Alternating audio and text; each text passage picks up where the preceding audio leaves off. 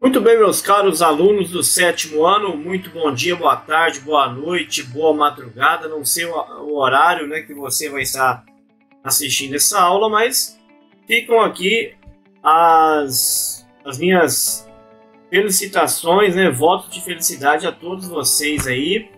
Que vocês sejam muito felizes, estejam muito bem, meu desejo para a vida de vocês. Sou o professor Michel, professor de Geografia, e vocês que já têm me acompanhado, já têm acompanhado as minhas aulas aí, sabem do meu estilo de ensinar, meu estilo de explicar a matéria. Esses vídeos que eu tenho gravado têm único e total objetivo estar auxiliando vocês, estar ajudando vocês aí nesse sistema de ensino remoto nós temos vivido aí pelo fato da pandemia ocorrido todo o mundo. Alunos do sétimo ano, nós semana não vamos trabalhar com plano de estudo, mas estaremos trabalhando com um outro material, com o livro didático. O livro que estaremos utilizando hoje será o livro Território e Sociedade. Você que é meu aluno, você que estuda na escola na qual eu leciono, você já conhece esse livro. Eu já peço desde já desculpa por algum ruído, algum barulho que vocês ouvirem, né? Talvez igual agora há pouco gravando uma aula para o sexto ano, passa um carro de som. Então, essas são coisas que a gente não tem como impedir, não tem um estúdio todo com acústica, né, própria para essas gravações, então a gente vai fazendo o que a gente pode dentro das nossas limitações, mas com certeza se vocês aí assistirem às aulas, vocês terão bom conhecimento aí do assunto que vai se tratar. Beleza? Vou acender a luz aqui, ficar mais claro. Vamos então começar. Deixa eu colocar a tela. Na verdade, vocês já estão vendo na tela. Brasil, um país agrário a um país urbano industrial. A partir da página 58, nós já estamos aqui na página 58 e nós iremos tratar a respeito desse assunto do Brasil. Por quê? O Brasil, ele foi um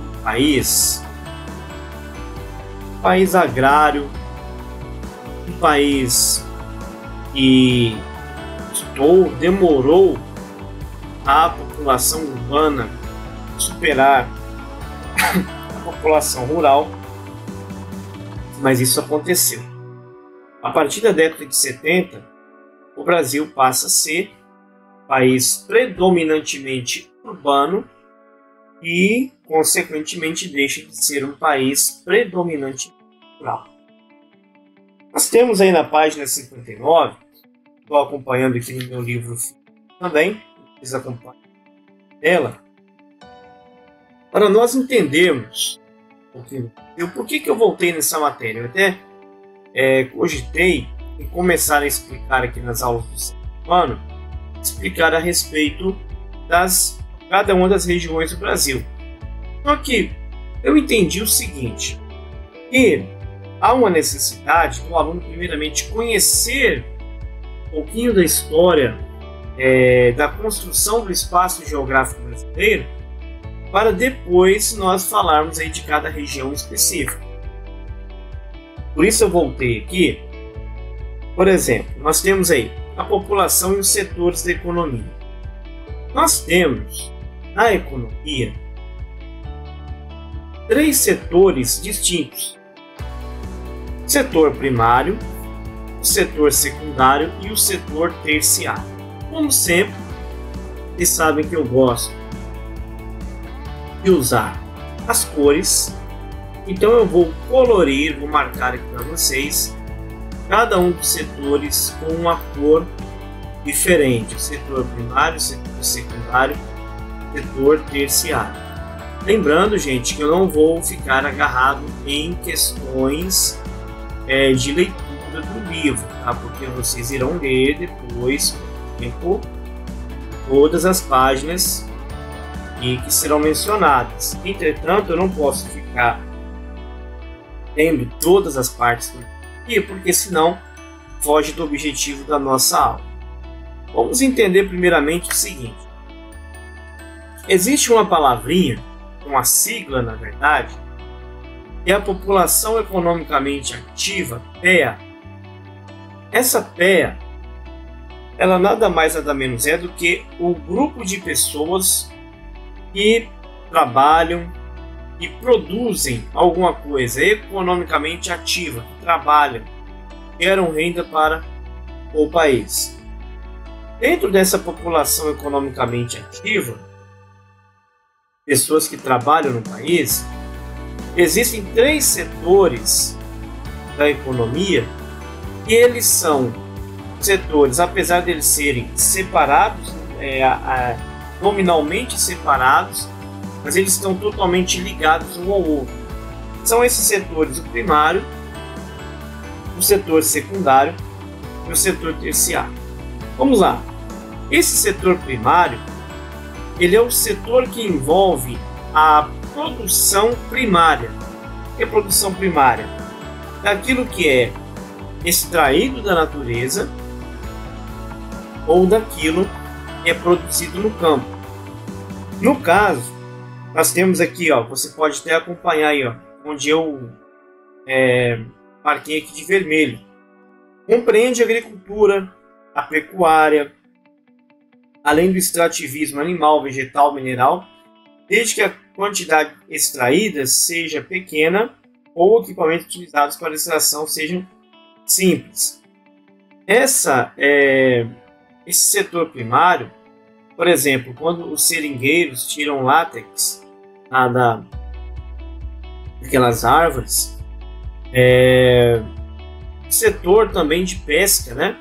Foi colocado no setor de pesca, setor da agricultura, quem trabalha no cultivo, no plantio, na colheita, pecuária, criação de animais, tudo isso são partes integrantes do setor primário da economia. Primário é o que vem da base, né? E o extrativismo também, ele é muito importante, porque esse extrativismo, ele vai gerar produtos para que a indústria possa se movimentar. Então nós temos aí depois o setor secundário, que abrange a indústria, a construção civil e o extrativismo em geral, desde que neste último sejam utilizados máquinas e equipamentos tecnologicamente avançados e a quantidade extraída seja grande. Então o que acontece? Existem 2 vertentes. Existem aqueles que entendem que o extrativismo é apenas primário e há aqueles que entendem que o extrativismo seja apenas primário e secundário. Entretanto, nós entendemos o seguinte, que a indústria que transforma, a construção civil que transforma produtos, são considerados como integrantes do setor secundário. Por quê? É tirado o produto da natureza, esse produto ele é passado para o setor secundário, é passado para a indústria, é passado para a construção civil, e ali são feitos novos produtos, são feitas novas mercadorias pelas fábricas, pela construção civil, por exemplo, a construção naval, né? A construção, por exemplo, de navios, de aviões, enfim, de máquinas. Essas indústrias, elas pegam então esse material que é extraído da natureza, que é extraído pelo setor primário, ou até agricultura. Por exemplo, milho é plantado, é colhido, esse milho ele é mandado para uma usina de beneficiamento, uma usina que vai ali fazer todo o processo, ele vai moer, vai empacotar, vai mandar, por exemplo, vai fabricar o fubá, fabricar outros tipos de produtos derivados do milho, para fazer o milho verde enlatado, enfim. Todo esse processo ele depende do setor primário. Então, o primário produz, retira, extrai da natureza, é a base, o setor de base, E esse setor de base vai passar para o setor secundário, que vai ser o setor da transformação. Vai transformar o produto primário. E lá na ponta nós temos o setor terciário. O setor terciário, ele é aquele setor que ele vai comercializar. Ele vai tanto vai vender quanto também ele vai prestar serviços à sociedade. Nós temos alguns exemplos aqui, mercados, lojas, vestuário, que é loja de roupa, né? Automóveis e produtos eletrônicos. Tudo que você tem na sua casa, o seu computador, o seu celular, a sua roupa, fogão, pia, guarda-roupa, todos esses produtos eles foram retirados de uma loja, foram comprados numa loja. Então essa loja, indiferentemente ela qual seja, é uma loja pertencente ao setor terciário. Tem também o setor de serviços, que está dentro do setor terciário. É o setor que vai fazer o quê? Prestar serviços. São os bancos, escola, a prefeitura, o hospital, serviços da Claro, da Vivo, do telemarketing, todos esses serviços que são prestação de serviço, eles são considerados o setor de terciário, setor de serviço. Beleza, vamos continuar aqui. Nós temos aqui, né, o homem, né, fazendo aqui a ordenha, né? Ordenha a vaca, retirando o leite da vaca. Nós temos aqui, ó, essas mulheres trabalhando no setor de telecomunicações, atendimento, né? Lá no Rio de Janeiro. Aí agora a gente vai falar um pouquinho da industrialização brasileira. Vamos lá. Primeiro ponto que é importante a gente estar falando com vocês aqui é o seguinte: o Brasil, ele era um país predominantemente agrícola. Ele era um país que ele tinha pouquíssimas indústrias. E o Brasil, por questões políticas, ele era um país mais fechado. Ele era um país que ele produzia e consumia tudo aqui dentro. Ele não tinha um grande comércio exterior. Aí o que acontece? Só que, quando chega esse período aqui, ó, de 1930 a 1905, o mundo ele passa a viver algumas mudanças, especificamente de 39 a 45, o mundo passa a viver a Segunda Guerra Mundial. E nesse período de 1945, esses 15 anos aqui no Brasil, foi um período de grande desenvolvimento econômico para o Brasil. Na época, esse homem chamado Getúlio Vargas, ele foi o presidente do Brasil, governou o Brasil por esses 15 anos, mais um tempo, lá na década de 50. E o Getúlio Vargas, ele investiu demais no Brasil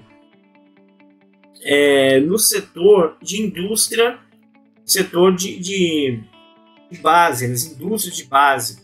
Indústria, por exemplo, Petrobras, a Vale, que antigamente era Vale do Rio Doce, são empresas que foram criadas justamente no período do governo do Getúlio Vargas. E o Getúlio Vargas, ele dava muita prioridade à questão das indústrias, das empresas estatais, empresas do governo, né? Só que, assim, ele ajudou muito, fez grandes obras para que o Brasil crescesse, o Brasil tivesse como manter toda a sua estrutura. Só que acontece alguns probleminhas ao longo do tempo, porque o Brasil, ainda mesmo ele sendo muito forte, passou a ser um Brasil forte na indústria, mas ele dependia muito também de algumas coisas que vinham de fora. Então, conforme acontece a Segunda Guerra Mundial, que foi um período muito complexo da história da humanidade, então o Brasil ele passa a ter dificuldade em algumas situações aí na produção de alguns, na fabricação de alguns produtos. Então o Brasil, ele passa por essa dificuldade. Só que lá na década de 50, o Brasil, ele passa a ter um desenvolvimento, inclusive, gente, o Brasil em 1929 ele passou por uma crise terrível. Ele passou por uma crise terrível, o Brasil e o mundo, né? A crise da queda da Bolsa de Valores, 1929. Então o que acontece? É que o Brasil, assim, mesmo toda a sua dificuldades, o Brasil estava ainda se desenvolvendo, o Brasil estava indo em frente. Só que, como o Brasil dependia então dos produtos internacionais, ele teve aí algumas dificuldades lá na frente. Aqui vem um cara chamado Juscelino Kubitschek, esse cara aqui, ó. Esse cara, ele faz uma revolução na economia do Brasil. Ele faz uma revolução na indústria brasileira. E o Getúlio Vargas, ele dedicou muito na questão da indústria nacional no Brasil, né? Então fechou de certa forma o mercado brasileiro. Só que o Juscelino Kubitschek, ele tinha uma outra proposta. A proposta do Juscelino Kubitschek era o quê? Tornar o Brasil um país mais competitivo. Competir com os produtos de fora, com as empresas de fora. Mas aí o que aconteceu? Ele foi esperto. Ele abriu a economia, ele abriu espaço para que empresas internacionais, para que o capital estrangeiro viesse para o Brasil. Então ele abriu as portas para as grandes empresas transnacionais e as multinacionais. O que é isso? Eram empresas que elas eram de outro país, mas elas passaram a ter filiais, a ter polos em outros países. Por exemplo, um marco histórico foi a vinda da Volkswagen para o Brasil. Aqui não fala sobre esse assunto específico, né? Mas a Volkswagen, quando ela veio para o Brasil. Então, a indústria automobilística, por exemplo, ela foi muito... ela cresceu muito, ela veio para o Brasil. Então o Brasil passou a produzir carros, o Brasil passou a produzir automóveis, justamente devido aí à abertura para o capital estrangeiro com a política econômica do Juscelino Kubitschek. Isso foi um boom na economia, desenvolveu muito, e a partir daí o Brasil, até então um país industrial, aí começa a mudar. Lembra que nós já vimos a questão da demografia, que o Brasil ele passou a ser um país de agrário, um país de rural, passou a ser um país urbano. Aí aqui então com Juscelino Kubitschek começa a mudar, começa a tomar outra forma o Brasil. Então as pessoas começam a irem para onde? Para as cidades em busca de emprego. Outro detalhe também, impulsionou a urbanização no Brasil, só que a urbanização ela vai ser tratada um pouco mais à frente. Vou localizar aqui no livro para vocês. Vai ser tratado um pouco mais à frente, aqui, né? A partir do capítulo 6. Mas enfim, o Brasil passa a ter a mudança da sua capital. A capital vai para Brasília. Não foi um projeto de Juscelino, mas ele foi o executor desse projeto, né? E o projeto de Brasília, da capital do Brasil, ser Centro-Oeste, não era um projeto do presidente, mas já era um projeto desde lá do período do Império. Mas enfim, o Brasil ele passa a ter um grande desenvolvimento industrial. Com isso também o Getúlio Vargas, o Getúlio está na minha cabeça, o Juscelino Kubitschek, ele passa a investir também na questão aí, já que está produzindo, aí olha bem a lógica, até então os meios de transporte, de escoamento de mercadorias era basicamente feito por trens, tá? Trens.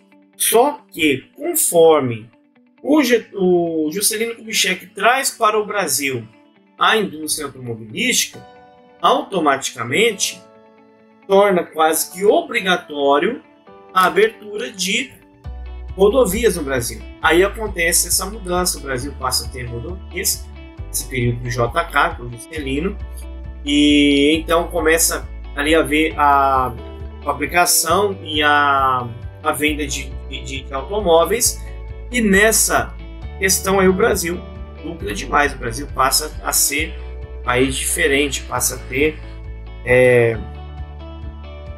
aí as rodovias, né, que nós temos aí hoje. E o que acontece? Para que o Juscelino conseguisse atrair foco das empresas internacionais, ele também faz alguns acordos, ele faz licença de impostos para atrair as indústrias para cá. Então, gente, isso foi o conteúdo até a página 60. Na página 61, nós temos aqui atividades. Essas atividades eu vou trabalhar elas vocês, só que não aqui neste vídeo, tá? Eu vou trabalhar essas atividades aqui no vídeo e nem vou colocar ela na tela também. Eu não sou bobo, né? E se eu colocar ela na tela, o meu livro tem resposta. Se eu colocar aí, vocês vão ter acesso às respostas. Então fica aí para vocês desenvolverem atividade. As atividades são apenas 4 atividades da página 61. Depois eu vou gravar um outro vídeo para vocês falando a respeito aqui do prosseguimento, a concentração industrial e econômica no Centro-Sul. Aí já entra aquela questão que nós já estudamos anteriormente sobre as regiões do Brasil, as 3 regiões geoeconômicas. Eu já falei com vocês lá do Pedro Geiger, a divisão Geiger, do Brasil Nordeste, o Brasil Nordeste, Brasil Centro-Sul e o Brasil Amazônia, né? Essas três macro-regiões geoeconômicas. Entretanto, no momento não vou entrar nesse assunto, mas na próxima aula já vou começar a falar com vocês aí da região Centro-Sul, essa interligação, essa importância, e inclusive nós vamos falar também desse processo de urbanização que saiu desse eixo do sudeste do Brasil, passou a ser também levada essa urbanização para o centro-oeste, para o norte do Brasil. Isso aí é todo um processo que nós temos que analisar para aí fazer um passo a passo. Então, gente, por enquanto é só. São muitas páginas. Olhando aqui no meu caderno, ó, nós temos aqui as páginas ainda das 62 para frente, ó. Nós temos a página 62 a 67 para trabalharmos aí um outro conteúdo, mas eu não vou gravar esse conteúdo agora, porque senão a aula vai ficar muito extensa, beleza? Então, gente, muito obrigado pela atenção de vocês. Podem compartilhar esse vídeo. Você que não é meu aluno, você que não utiliza o livro Território e Sociedade, mas que você já tem estudado ou você vai estudar ainda esse assunto aí do Brasil, né, um país agrário para urbano industrial, sinta-se à vontade para assistir essa aula, para compartilhar com você, beleza? Algumas falhas aí, algumas coisinhas, os ruídos que aparecem, como eu já falei no início do vídeo, né, fazem parte aí desse sistema REAMP, nosso sistema de ensino remoto. Beleza? Então aguardo vocês, façam as atividades, a página 61, e aguardo vocês até nossa próxima aula. Valeu, fui, tchau, tchau!